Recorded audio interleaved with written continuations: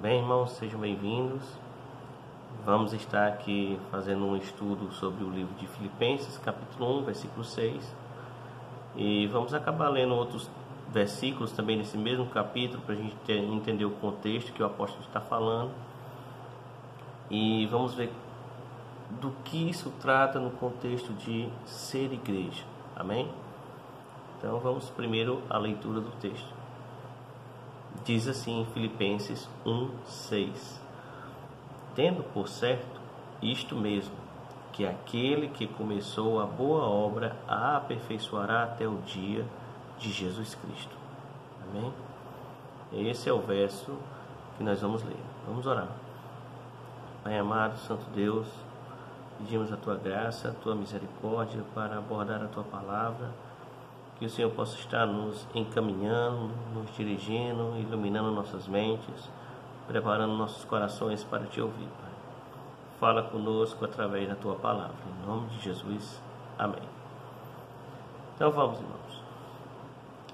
Para a gente ver esse versículo, nós vamos primeiro voltar 3 versículos antes, 4, ao verso 3. Vamos passar aqui um contexto.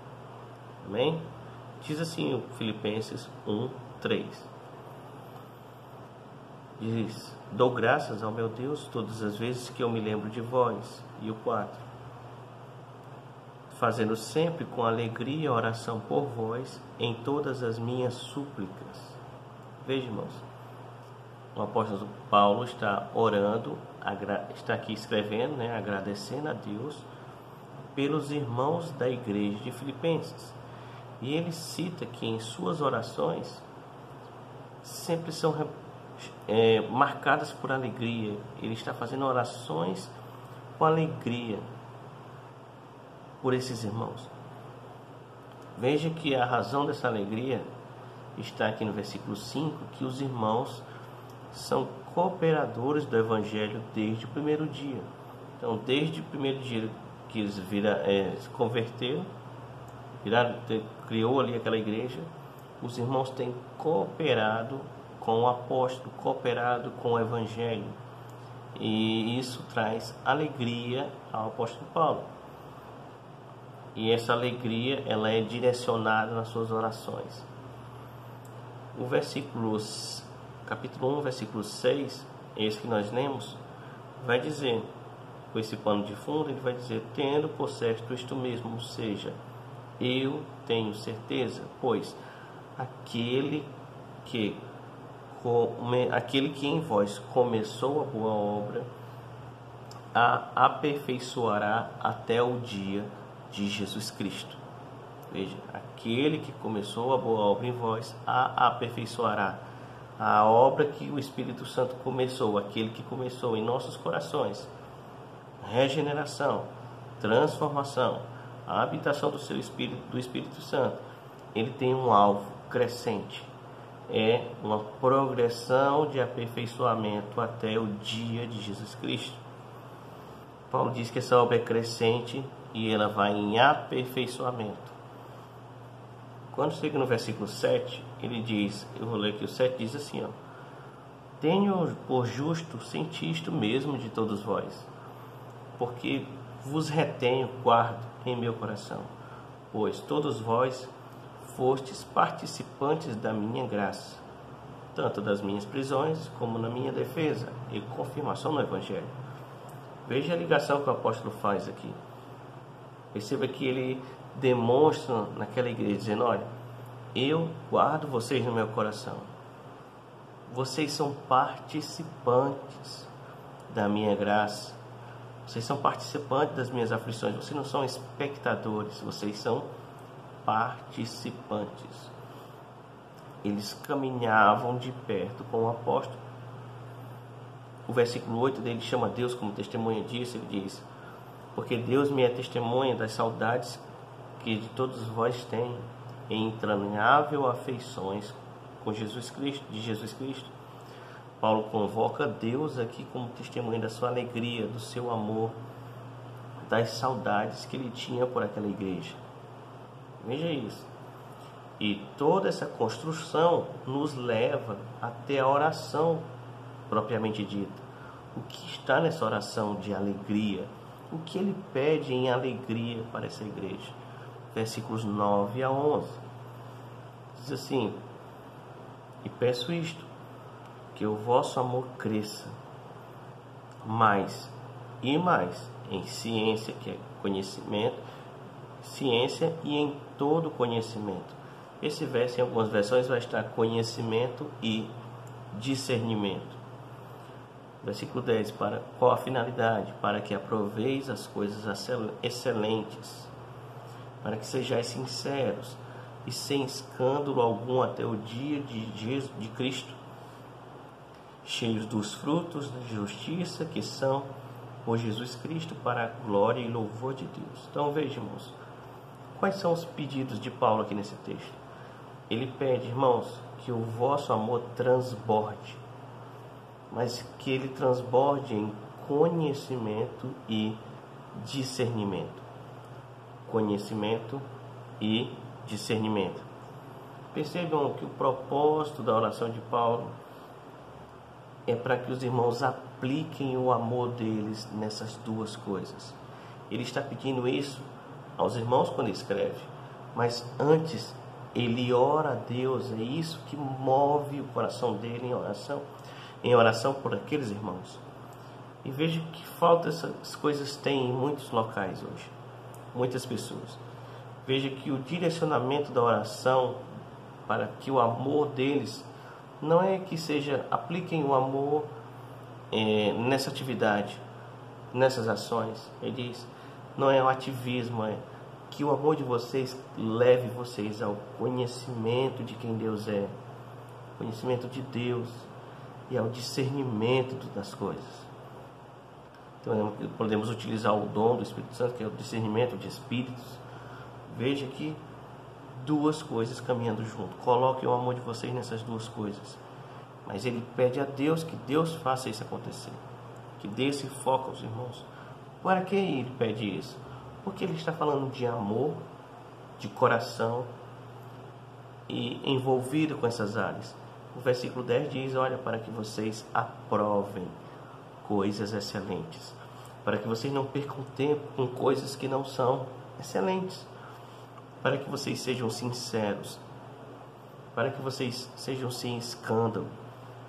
Verso 10, verso 11, para que vocês sejam cheios dos frutos de justiça que são por Jesus Cristo, né? Frutos de justiça que são por Jesus Cristo. Eles são focados para a glória e louvor de Deus. Veja que tudo caminha para o fruto que vai haver quando se aplica o amor, o coração nas coisas certas. E o apóstolo vai pontuar aqui tudo o que aconteceu com ele. É como se ele abrisse aqui uma caixinha. Tudo o que aconteceu comigo. Veja, o verso 12 e 13. E quero, irmãos, que saibais que as coisas que me aconteceram, tudo o que aconteceu comigo, contribuíram para maior proveito do Evangelho, de maneira que as minhas prisões em Cristo foram manifestadas por toda a guarda pretoriana e por todos os demais lugares. Diante disso, irmão, a primeira coisa, Paulo está preso. Essa é a sua situação. Alguns comentaristas aqui têm questões, alguns acreditam que é Cesareia, outros Éfeso, outros Roma. Paulo pontua, o que é o foco aqui, é que tudo tem acontecido para que haja uma distribuição, para que o Evangelho seja espalhado de forma mais eficaz. E o que é tudo? O que está incluído aqui em tudo? Paulo, podemos aqui colocar resumos.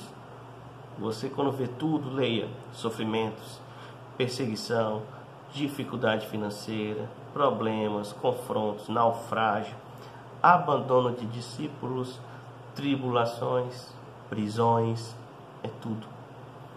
E tudo isso tem um alvo: propagar a mensagem. É isso que ele está falando.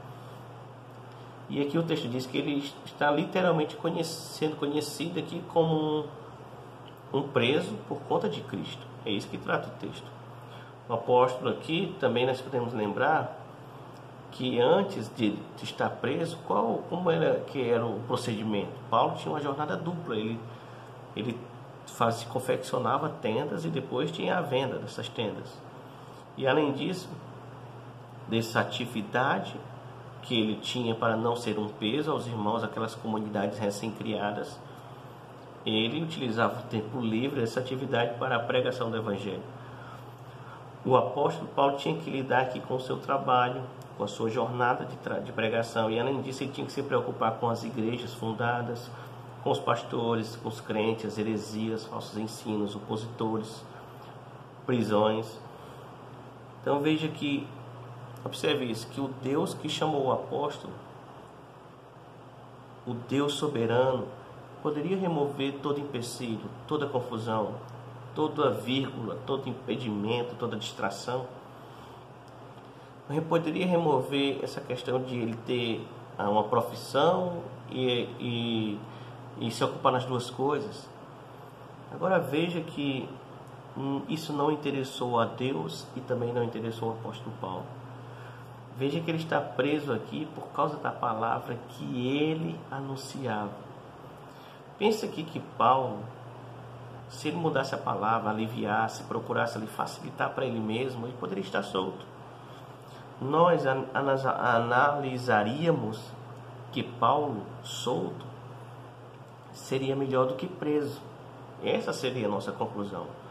Paulo faria mais pelo Evangelho solto do que preso. Mas para Deus, Paulo faz mais preso do que solto. Percebe isso? Porque Deus está lá dirigindo tudo. E Paulo está dizendo, tudo coopera, tudo trabalha para a vontade de Deus. E aí, agora, irmãos, como lidamos com isso? Como isso se encaixa no nosso planejamento? Nós pensamos as coisas, Deus conduz de forma diferente. Devemos aqui observar esses detalhes. Veja a notícia que chega no versículo 14. Imagine que a notícia que chega às igrejas: Paulo foi preso, não tinha celular, comunicação. As notícias demoravam 1 mês, 2 meses, semanas para chegar às igrejas espalhadas. E quando chegava a notícia, nosso líder está preso, nosso pastor, o nosso apóstolo, aquele que nos evangelizou. E você vê isso, e isso poderia ser tido como um balde de água fria na igreja. Mas o versículo 14 diz que não. O versículo 14 diz que os irmãos tiveram mais coração, mais determinação, mais confiança. Veja os termos. E muitos dos irmãos no Senhor, tomando ânimo com as minhas prisões, ousam falar a palavra mais confiadamente, sem temor. Percebe o avanço? O apóstolo preso não é um passo atrás, é um passo à frente e um passo largo. Então veja, irmãos, que diante de tudo isso, a mensagem, a palavra que eles agora falam ousadamente, o apóstolo falava antes, essa mensagem da cruz, ela nos expõe. A mensagem que ao mesmo tempo revela a beleza do plano de Deus, a misericórdia de Deus, a gloriosa obra de Cristo, a regeneração do Espírito Santo. A palavra também revela que nós somos frágeis, que nós somos alcançáveis, que nós podemos sofrer calúnia, rejeição, perseguição, tribulação, problemas financeiros, familiares, doenças. Podemos aqui ser peneirados, irmãos.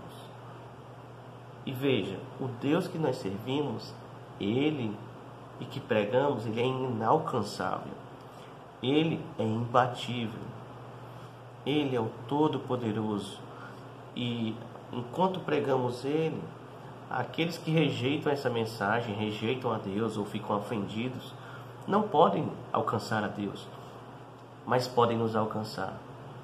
E quando falamos dele, estamos expostos. E foi isso que aconteceu com o apóstolo, e isso que estava acontecendo com os irmãos. E o apóstolo Paulo está falando disso. Ele vive isso. Esse é o momento, ele está preso. E ele está dizendo, eu não estou sozinho. A igreja vive isso comigo.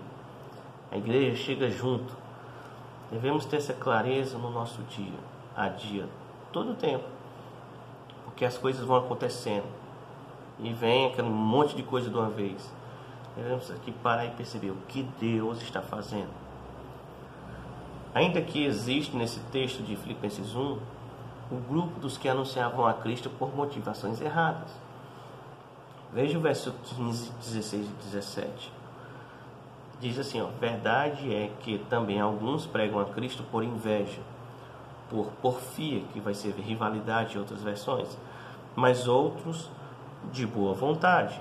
Uns, na verdade, anunciam a Cristo por contenção, não puramente julgando acrescentar aflição às minhas prisões, mas havia outros que por amor, sabendo que fui posto para a defesa do Evangelho. Então veja, irmãos, ele está dizendo, existe pessoas pregando por aí, cheios de inveja e rivalidade. Veja o oposto, irmão. No versículo anterior, quando Paulo está orando, versículo 9, 10, 11, ele diz, irmãos, eu oro para que o amor de vocês esteja nas coisas certas, para que vocês sejam sinceros. E logo a seguir ele fala daqueles que pregam falsamente.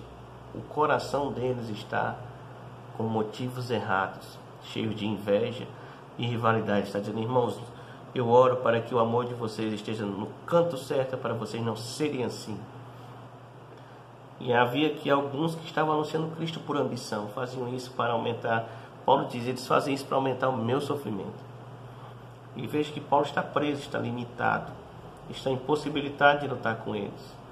O versículo 18 ele diz, mas que importa, contanto que Cristo seja anunciado de toda maneira, ou com fingimento ou em verdade, nisto me regozijo, veja, me regozijo, e me regozijarei ainda, porque sei que disto me resultará salvação, pela vossa oração e pelo socorro do Espírito de Jesus Cristo. Veja, irmãos, o verso 18 ele é bem sofrido nas interpretações. Muitos leem isso como uma desculpa para quem quer pregar o que quer, escolhe pregar o que quiser, que não devemos questionar essas pessoas, pontuar, dizer que está errado, que não devemos julgar os que distorcem o Evangelho. Mas veja isso, o que o apóstolo está dizendo é que existiam pessoas que estavam pregando o Evangelho bíblico, mas a motivação, o coração deles estava errado.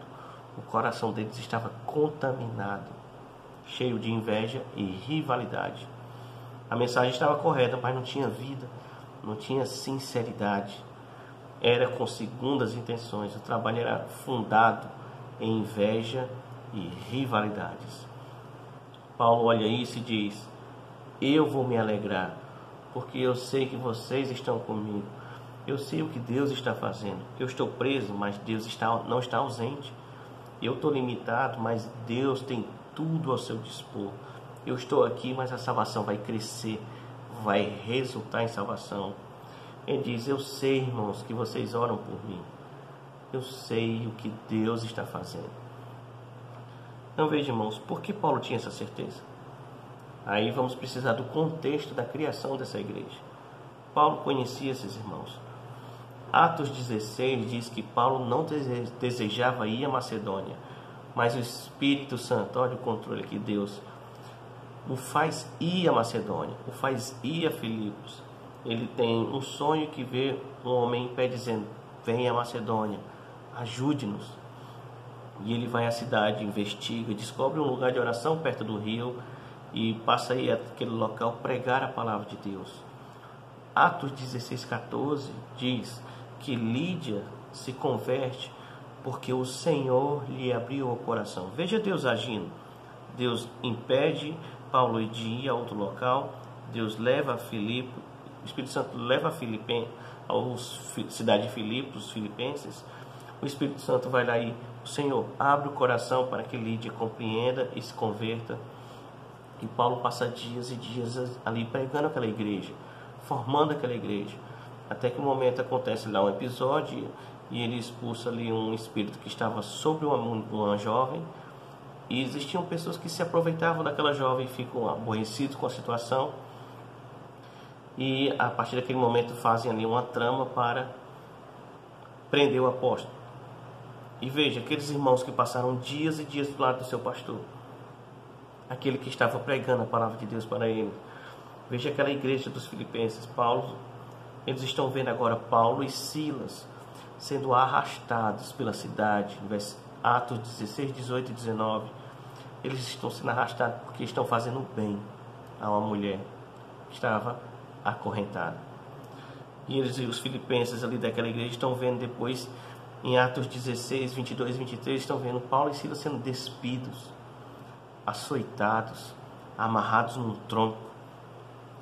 E eles são, depois de severamente açoitados, são colocados numa prisão, numa cela especial, sob uma guarda especial. E você vê isso, Paulo e Silas presos. Os irmãos veem isso, Paulo e Silas estão presos por pregarem o evangelho à vida deles. Como você ficaria no dia desses? Como agiriam diante de uma tribulação como essa, inesperada? Atos 16, 25 diz que Paulo e Silas oravam e cantavam perto da meia-noite, mesmo estando com seu corpo todo surrado, amarrados. E veja que diante de tudo isso, Deus envia de repente um forte terremoto, e até os alicerces da prisão tremeram. Veja o que foi danificado no terremoto. Veja o texto. O texto diz que as portas abriram, as portas da prisão caíram, foram arrebentadas.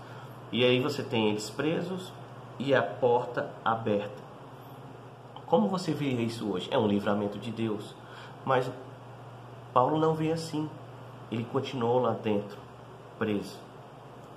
Havia um propósito para aquela tribulação. E o carcereiro que guardava todos os presos vê aquela situação e pensa que todos fugiram e puxa a espada para se matar. Automaticamente Paulo aparece, verso 28. Não se mate, está todo mundo aqui. E aquele homem que ia se matar agora está falando de salvação. Como posso ser salvo? Veja o verso 31, a resposta de Paulo. Atos 16, 31, Paulo diz: creia no Senhor Jesus, você e sua família serão salvos. O verso 32 diz que eles pregaram a palavra do Senhor. Aquele homem, o carcereiro e sua família foram salvos. Aquele homem que amanheceu o dia como um carcereiro, que passou a boa parte da noite cuidando de presos acorrentados, no dia seguinte é a igreja de Deus. Ele está em Cristo. Sua família está em Cristo. Agora volte a Filipenses, irmãos. A lembrança que Paulo tem daqueles irmãos. Filipenses 1, 3 diz assim, Paulo está dizendo: que alegria tenho de lembrar de vocês. Veja, irmãos, a lembrança de Paulo era daqueles irmãos, do rosto deles, da alegria, da conversão, das suas famílias, de como eles ouviam a palavra sendo anunciada. E essa lembrança é maior do que a lembrança de ser arrastado, de ser despido, de ser açoitado, de ser preso ou ser amarrado num tronco. As lembranças estão na igreja. Veja que nós possamos colocar isso na nossa cabeça, que as tribulações vêm, mas elas passam. E às vezes elas vêm com força. Nós somos caluniados, presos em situações, amarrados em situações. Mas se isso tem cooperado para a pregação da palavra, aproveite o tempo que você tem para expandir isso na sua vida, por meio da sua vida, pregar a palavra de Deus. Então, irmãos, lembre da alegria dos frutos e deixe de andar com as lembranças erradas. Muitas pessoas andam carregando as lembranças erradas e deixam os frutos na gaveta. Paulo está olhando a alegria da igreja. É essa lembrança que ele tem. Veja outra coisa que tem no nosso texto de Filipenses. Paulo, o líder, orando com alegria pela sua igreja, pelos seus liderados, pelos seus irmãos. Que nós possamos, irmãos, ser lembrados pelos nossos pastores com alegria, como pessoas que cooperam pelo Evangelho, que cooperam para o crescimento da igreja. E isso acontece, irmão, muitas vezes nas nossas vidas. Nós vamos estar trabalhando num território de aversão, de tribulação, de problemas, oposição. Mas veja que tudo isso coopera para a vontade de Deus em nossa vida. A forma como as pessoas estão nos vendo, reagindo aos problemas, também vai trazer frutos. Devemos ter paciência, pedir ajuda a Deus para passar por todas essas tribulações. Veja a luta aqui no texto, irmão. Veja como Deus trabalha. De um lado nós temos Paulo, aquele que tinha Cristo, que foi chamado, comissionado, aquele que pregava o evangelho genuíno, puro. Ele tinha um sentimento correto, ele era servo, ele pregava a glória de Deus. Ele era incansável em trabalhar para sustentar aquelas igrejas, aqueles irmãos, aqueles pastores. E ele estava preso. Do outro lado nós temos no texto os impostores. Eles estavam ali com corações cheios de mentira, inveja, engano. Eram egoístas, eram falsos. Aqueles que pregavam o evangelho com motivações erradas. Eles estavam soltinho da silva. Veja como Deus trabalha. Como se encaixa isso na nossa cabeça? Na nossa cabeça não se encaixa. Mas Deus está fazendo todas as coisas seguirem o plano dele. Veja, o plano de Deus é ação. Deus está agindo. Paulo agora não mais precisa estar em jornada dupla. Ele está focado. Ele intercede na prisão. Ele ora na prisão. Ele escreve na prisão. E isso são tarefas árduas, solitárias. Esses momentos em que Paulo está recolhido, preso, foram cruciais, irmãos, para as escrituras que nós temos hoje. Boa parte temos ali cartas essenciais de questões doutrinárias que foram escritas nesse momento de grande dificuldade. Foi dali que brotou muitas bases das doutrinas que temos hoje. No meio dessas tribulações e perdas, irmão, temos que olhar para o que realmente importa. Era isso que Paulo estava olhando. Diante daquelas 4 paredes na prisão, ele estava olhando para o que importa. Temos que ver, irmãos, como serviremos ao reino de Deus, também em ambientes e situações limitadas. Por que Deus nos limitou? Porque podemos estar entre 4 paredes, presos, limitados por alguma forma. Devemos olhar a amplitude do que Deus está fazendo. Paulo, enquanto olhava aquele quadro de sua vida, o estágio dele preso, quando ele olhava aquelas 4 paredes, o texto diz, Filipenses 1,6, ele olhava para o dia de Cristo. É para o dia de Cristo que devemos olhar. Então, irmãos, busque em Deus aplicar o amor em conhecer a Deus. Aquilo que prende, que cativa você. Busque em Deus aplicar o amor utilizando de discernimento. Busque ser igreja, como Paulo diz, que participa comigo, seja na graça, seja na aflição. Que sejamos igreja, irmãos, presentes, igreja fisicamente presente. Devemos ser presentes ali, ajudando a igreja. Devemos ser presentes à igreja com joelhos no chão. Que nós possamos servir aos irmãos, converse com os irmãos, veja o que tem acontecido na vida deles, procure interceder pelas pessoas, pelas suas aflições. Se você pode ir a algum lugar, falar, pregar, vá. Se você pode ir congregar, vá.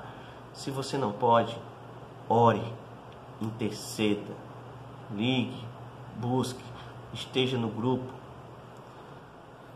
Paulo diz, tudo o que aconteceu comigo me trouxe até aqui. Veja, irmãos, tudo que me aconteceu me trouxe até aqui. Ele diz em Filipenses 1,6, aquele que começou a boa obra a aperfeiçoará até o dia de Jesus Cristo. Tudo nos trouxe até aqui. Tem, irmãos, uma vida que glorifique a Deus até o dia da perfeição, quando encontraremos o Senhor agora face a face. que sejamos igreja junto, que participa em todos os momentos.